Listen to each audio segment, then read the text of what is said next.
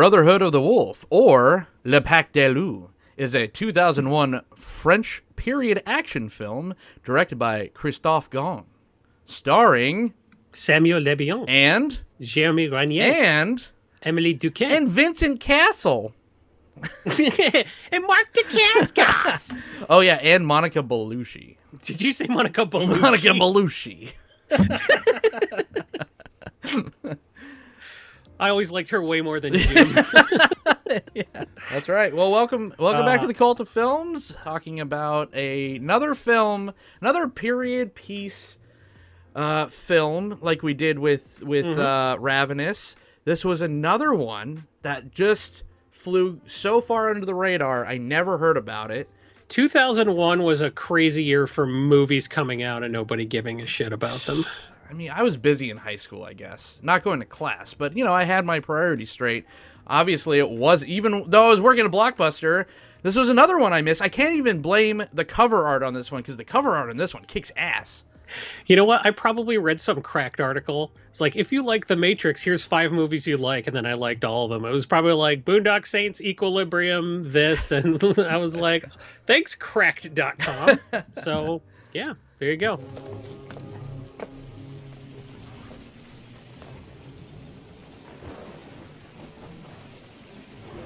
I mean, what a cast, too. This is a French film, but has, like, people that you know from things that you've seen. Vincent Cassel from Eastern Promises. I know these actors have been in a ton of things, but just, like, off the top of my head of, like, things that were widely consumed. Monica Bellucci, of course. From Animal House. And Irreversible. Yeah, Blues Brothers. And then you had Mark Dacascos, the American... The Iron Chef, the baby. chairman, right? Yeah.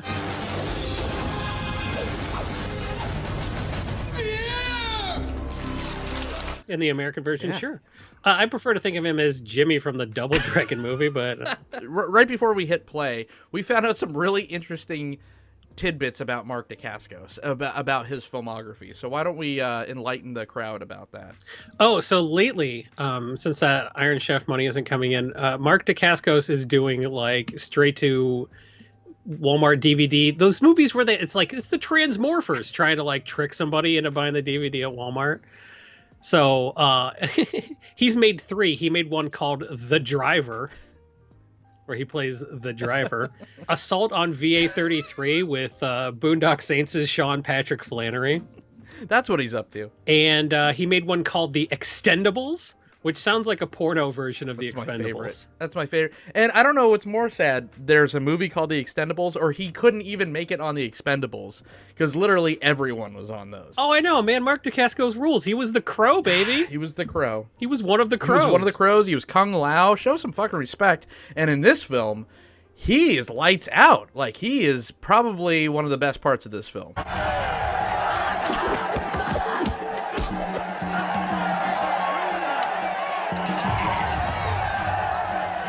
Yeah, Mark Dacascos kicks every available ass in this movie. Woman, child, he doesn't care. He'll take anyone on, and he'll just kind of nod. And you know, he's an American actor playing an American Indian with a French accent in this. So there was a lot to it. So if you go and find this movie now, I don't know, would you suggest watching this subtitled or dubbed? Put your phone down. Gotcha. Just put your phone down. It's hard. It's so hard. For a while, I was not watching anything subtitled because I'm like, I can't even play some bullshit game on my phone while I ignore the movie I just rented. Like, what are we doing? Put the phone down, put the subtitles on. Yeah. See, I don't know a ton of French, but I know enough to know when the subtitles are really weird. And like, something like the subtitles say, she rebuffed him. And then I hear cassé un dent. I mean, broke a tooth? Is that a French idiom? Like, you try to hit on a chick and she ices you out, you broke a tooth? That's awesome. That's awesome. So, I don't know, if you know any French at all, you'll pick up some of the times where the subtitles are like a little off. But if you don't know any French, just read the subtitles. They're fine. They tell you what's going on in the movie. Just don't watch this dubbed. Well, that's ridiculous. We hardly know each other. You thought I was speaking of you. Don't watch anything dubbed. I've become that guy, but because for years, I was like, if there was a show Like some anime that was not dubbed, I just wouldn't watch it. And now, I don't know, put your phone down. I'm slowly breaking myself of my addiction to my phone. So if you don't like subtitles, ask yourself whether you want to be playing Sudoku when you're ignoring your movie, or if it's just because you generally don't like to read. If you don't like to read, I'm not telling you how to live your life, but if you have a choice, you should probably watch this in the original French. I would 100% agree with Jason on this, but I would also say that just know what you're getting into, because this is 2.5 hours long, and there is quite a bit of dialogue. It's not like old, like, you know, quote unquote, like bad movie action films from like the 70s and 80s where they have like a 2-minute action sequence and then they all have to go talk in an office for like an hour about what just happened. This is not that. This has so much character development. This movie plays out like this would be a series on Netflix today. There's no way that this would have been a film. Yeah. Do you know what's crazy? This movie's 2.5 hours and they cut a crucial plot reveal for time. Jesus. Look, we can get into that later when we get into the plot a little bit deeper, but goodness gracious, there was good stuff on the cutting room floor. I would love to see a 3-hour director's cut of this film. Oh yeah, for sure. It is an epic. It's a little smaller than like a Lord of the Rings or something like that, but it has that kind of Game of Thrones. It throws a lot of like characters at you, and everyone has something to do. The dialogue is super sweet because it's not poorly written. It's really well written. People are having meaningful things. It plays out like a mystery. It's like a detective thing. It checks all the boxes. It's sexy. It's romantic. It's action packed. It's fucking brutal.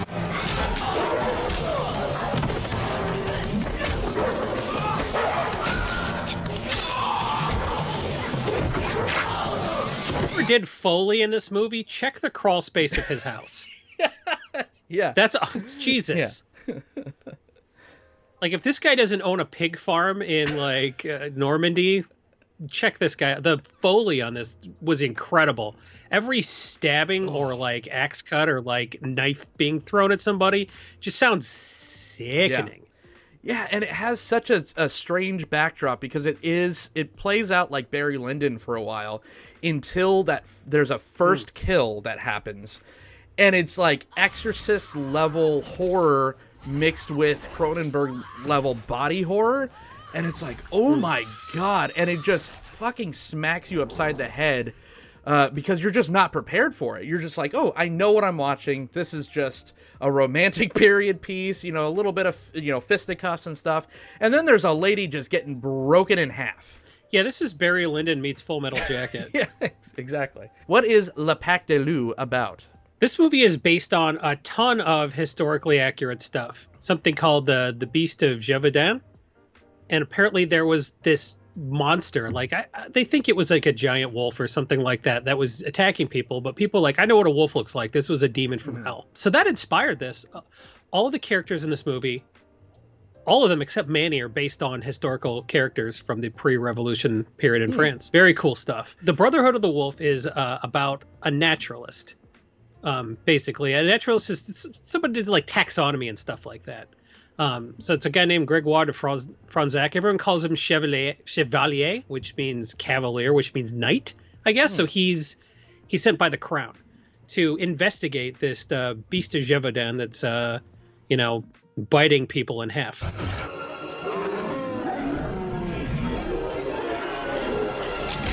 He's not sure what this thing is, and he's sent to investigate.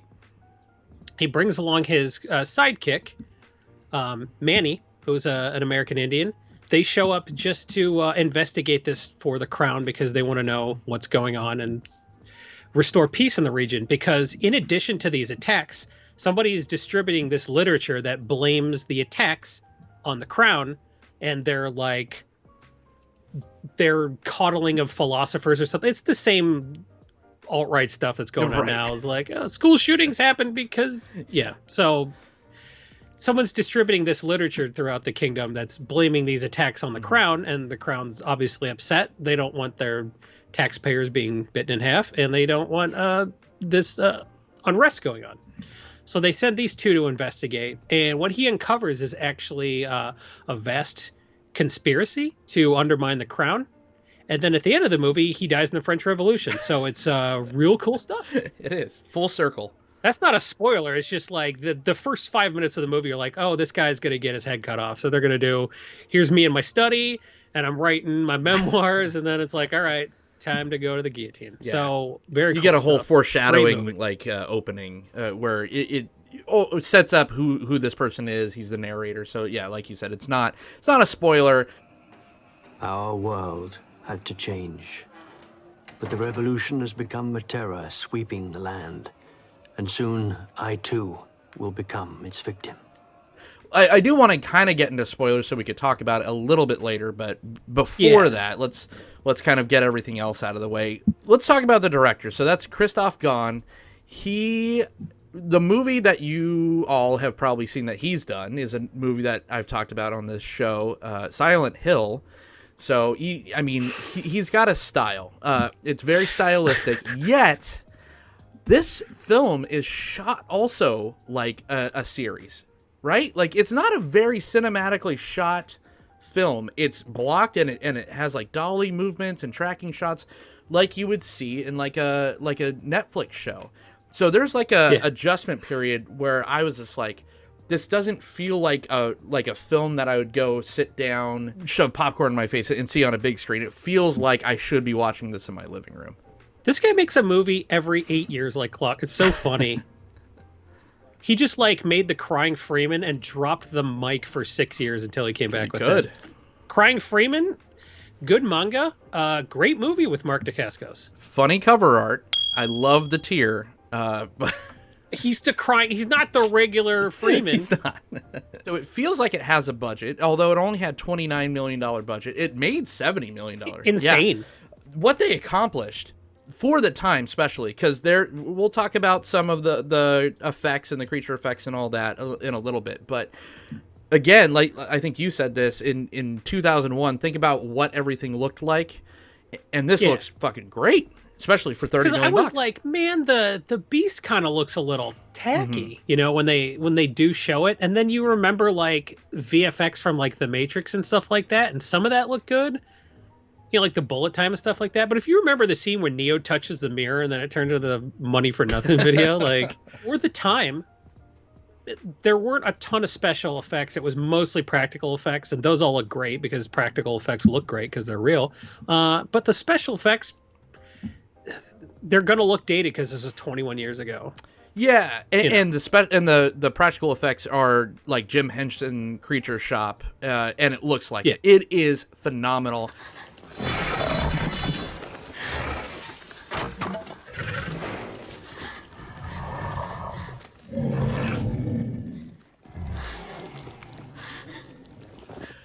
Of course, like in hindsight, do I wish they would have done a little bit more? Maybe that cost more, or it was more intensive to do the creature with a full puppet like that.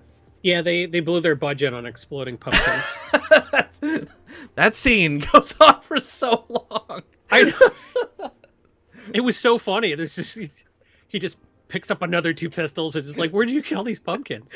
This dude shoots 30 pumpkins in a row, and then it goes over to his friend who like crossbows a couple pumpkins, and while they're just having a chat.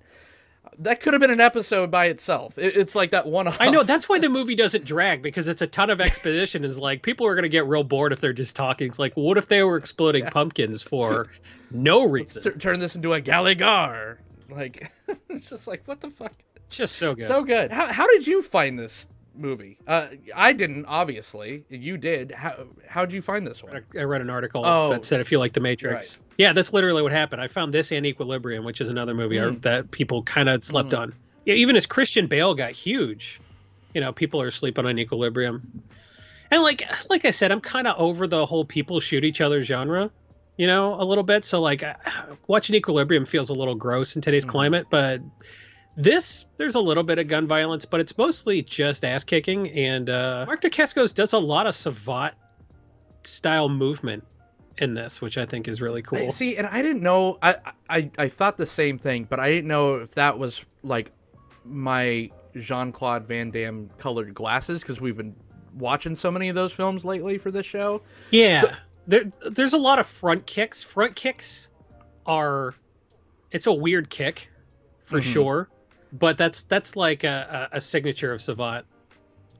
Like front kicks and then twisting your hip and pivoting into a face kick, which is, not everybody can do. So if you see somebody who's really good at Savant, like you've probably seen that actor every time they needed Savant in like a Jackie Chan movie or something. Yeah, I mean the fight scenes are great because he has that specific style, and the people he's fighting have a totally different style. So you have that fun little clash. You have sword fights. You have fights with the beast. You have diversity in weapons. The dude has the Ivy sword from Soul Calibur. Yeah, and I was like, that's so funny. And then like I read up on it, and it's like they literally took that from Soul Calibur. Like they're like, yeah, that sword was inspired by Ivy. That's incredible.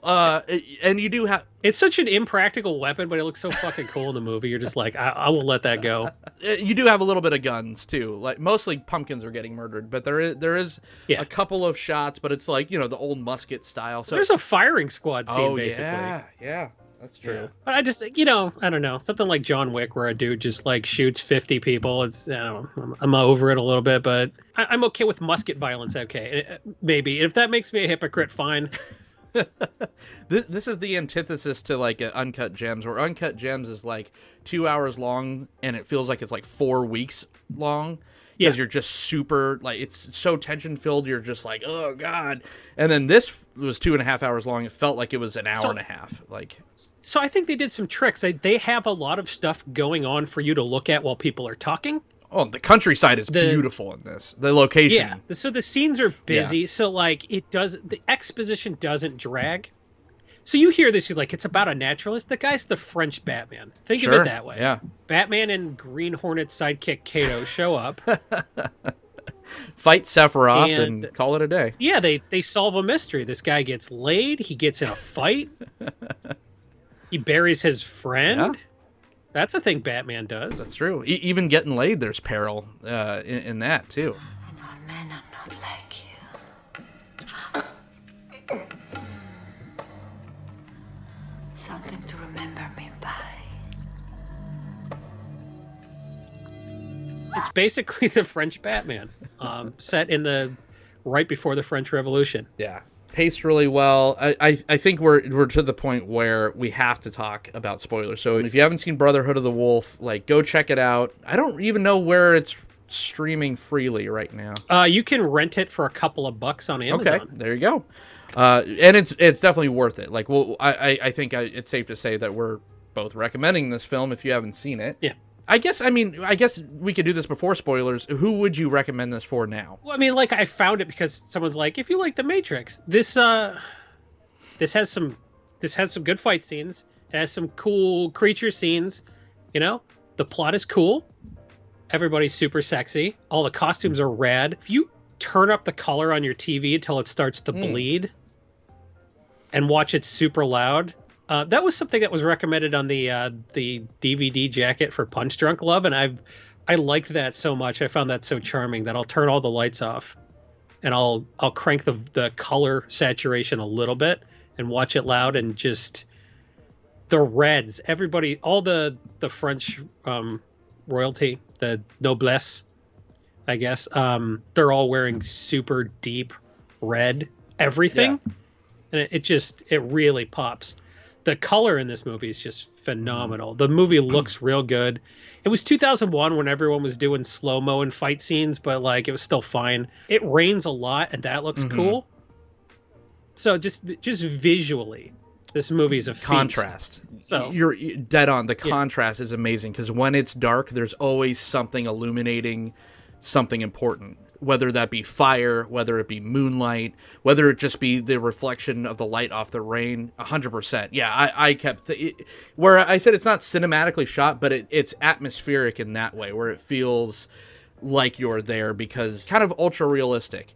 Surreality. Yeah. It's a little dreamlike. If you play Magic the Gathering and Innistrad is your favorite set, this is the fucking movie for you. This is Innistrad the movie. The real reason, or who I'd recommend this for, my take on it's going to be in the spoiler section. So, because now we're going to jump into spoilers. So last chance. I would recommend this for people that like Hot Fuzz and The Village, because this fucking movie played a trick on me. I didn't know I was watching Hot Fuzz until 2 hours and 15 minutes into this film. This has a lot of influences for sure, including Soul Calibur. So this movie has the French Jeremy Renner. That's right. You thought I was crazy when I said that. You see the marquee show up, and I was like, that dude looks like Jeremy Renner. He's even got the mullet. And then you look up, and the guy's name is Jeremy Renier, and you're like, all right, they're fucking with me now. There's no way. The whole thing is a misdirect, right? Like, if we're getting into the spoiler plot. Yeah. Mm-hmm. You're expecting a beast, and there is, right? Yeah. But it's actually the beast from M. Night Shyamalan's The Village. Yeah. Or all the racist people in the small town in Hot Fuzz. It's just definitely there is a beast, but it's more about how man is the real monster in this. But it's not as cheesy as it sounds. The reveal is so fucking cool, and there's like 8 different reveals. Yeah. Well, then there's a 9th reveal that was cut. So you find out that Monica Bellucci's character knew everything. Oh. And she was subtly steering Franzak to figure it out. So she wasn't just helping him not get killed, she was helping him figure out the real mystery of the beast.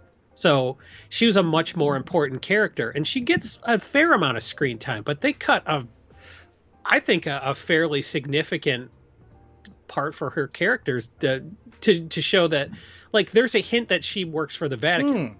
Okay. And all that was cut, that's why I want to see a longer cut of this movie, because I would like to see her character developed a little bit more.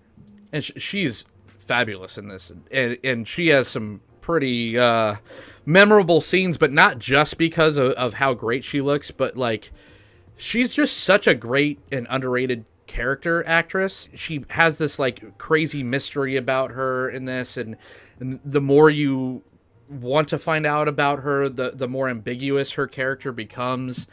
And I'm kind of glad that they took out how they spell out her backstory, because you're left still like not really knowing what side she's supposed to be on, because she is fucking with our main guy hardcore, but also kind of on his side, or on the side of, taking down the bad guys too. So she's the most dynamic character in the whole movie. Not just Monica Bellucci. I keep saying Bellucci now. It's so funny. You better just keep saying it at this point. It's too funny not to.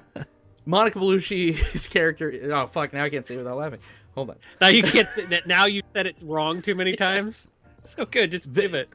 Vincent Cassel also has a pretty dynamic character. He does he's the classic misdirect where you're like, oh, I knew it was that guy the whole time, but I couldn't prove it. No one else could. Yeah. It's one of those things where it's so obvious he's the bad guy that that they're trying to throw you off, and they're like, no, I really was. Right. And that was like the surprise. Sometimes the guy who's like cackling and chewing the scenery is actually the villain. It's so funny he didn't want to do the movie. They like wrote a part for him, and he's like, no. And they're like, okay, what if he wants to bang his sister? And he's like, all right, I'm interested now. Can I be super creepy? And they're like, yeah, I guess, man. Can I have really long fingernails, but only on one hand? All right, fine. Why are you asking for these things? Yeah. What was the whole? Was it just to come off as like a weakling, like basically as a cripple, so no one suspected him? I got the impression that he made a pact with the devil, and the devil gave him his arm. God, see, there's still so much in there that's like kind of up for interpretation, or I'm just a dummy. Or we weren't paying. I was on my phone. Exactly. And I couldn't tell what was going on because I had the subtitles up. And both could be true. But yeah, there is like a point where I was just like, there's another reveal with him where it's just like he takes his hand, like he was stink palming himself the whole time. He takes his hand out of his ass basically, and he's got this like giant mangled claw thing.